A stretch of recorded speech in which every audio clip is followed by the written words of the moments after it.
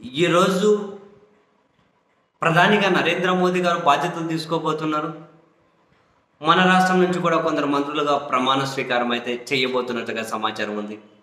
మరోవైపు 12వ తేదీ రాష్ట్ర ముఖ్యమంత్రిగా చంద్రబాబు నాయుడు గారు ప్రమాణ స్వీకారం చేయబోతున్నారు. అండ్ రాష్ట్ర మంత్రివర్గంలో కూడా జనసేన బీజేపీ వాళ్ళ పార్ట్నర్షిప్ డెఫినెట్లీ ఉంటుంది. మరి బీజేపీకి అయితే ఒక 2 మంత్రి పదవులను ఇవ్వాలేమో, జనసేనకైతే కనీసం ఒక 3-4 మంత్రి పదవులన్నా ఇవ్వాల్సి ఉంటుందేమో. అండ్ మిగిలిన తెలుగుదేశం పార్టీలలో ఎవరికి ఎంతమంది సర్దుతారు అన్నది చంద్రబాబు నాయుడు గారు చూడాలి.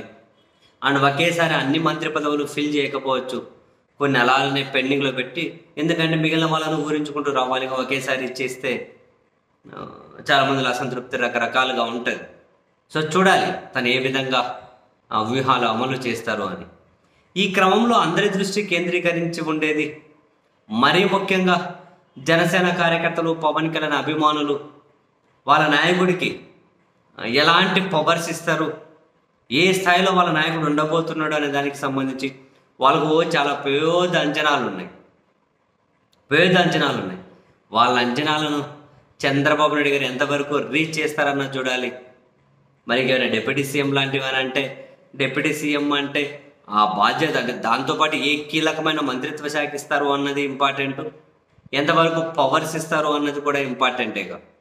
అయితే ఇక్కడ ఇంట్రెస్టింగ్ ఏంటి అంటే, పవన్ కళ్యాణ్ కూడా కాసింత ఊగిసలాట ధోరణిలోనే ఉన్నారు అని కూడా వార్తలు అయితే వచ్చాయి. మరి ఇప్పటికీ అదే ఊగిసలాట ధోరణిలోనే ఉన్నారా, లేకుంటే తాను చేపట్టాల్సిన బాధ్యతల మీద క్లారిటీ ఉన్నారా అన్న విషయం అయితే తేలాలి. ఊగిసలాట ధోరణి ఎందుకు, ఢిల్లీలో కేంద్ర మంత్రి పదవి తీసుకుంటే బాగుంటుంది అన్నది ఆయన ఆలోచన. అలా కావాలంటే ఇప్పుడు మంత్రిగా ప్రమాణం చేయొచ్చు, తర్వాత రాజ్యసభ ఎంపీ అవ్వాలి.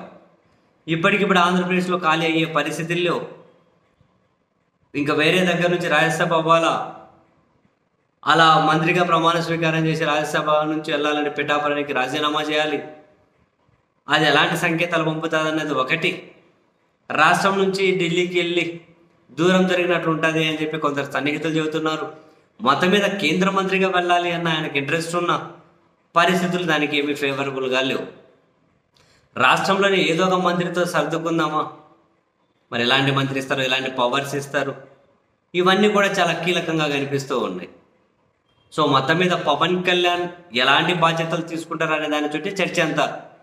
ఇక చంద్రబాబు ఎవరికి ఇస్తారు ఏంటి అన్నది, ఇటు వాళ్ళలో కూడా కాంపిటీషన్ ఉంది. ఇక అన్ని వర్గాల నుంచి ఇక్కడ మంత్రి పదవులు ఇవ్వాల్సి ఉంటుంది, అన్ని ప్రాంతాల నుంచి ఇవ్వాల్సి ఉంటుంది. సరే, ఇక అన్ని వర్గాల నుంచి, అన్ని ప్రాంతాల నుంచి తూకం వేసినట్లు ఇచ్చిన జగన్మోహన్ రెడ్డి గారికి ఎలాంటి ఫలితాన్ని ఇచ్చారో మనం చూసాం, అది వేరే విషయం అనుకోండి. బట్ అలాగని చెప్పి నెగ్లెక్ట్ చేసే పరిస్థితి ఉండకూడదు కదా. చంద్రబాబు గారికి ఏమీ అంత ఈజీగా లేదు. ఈసారి ఎక్కువ మంది గెలిచారు కాబట్టి అందరినీ సాటిస్ఫై చేయడం ఏమంటారు, చాలా చాలా కాంప్లికేటెడే. అందులో కూటమిలో ఉన్న వాళ్ళని సాటిస్ఫై చేయాలి, పవన్ కళ్యాణ్ అభిమానులను, వాళ్ళ నాయకులను, ఆ వర్గాన్ని, ఆ సామాజిక వర్గాన్ని సాటిస్ఫై చేయాలి, చంద్రబాబు సొంత సామాజిక వర్గాన్ని సాటిస్ఫై చేయాలి. చాలా పెద్ద కథే ఉంది. సినిమా ఇప్పుడు పేర్లు పడబోతూ ఉన్నాయి. శుభం కార్డు వచ్చేసరికి ఏ విధంగా పడుతుందో అన్నది చూద్దాం.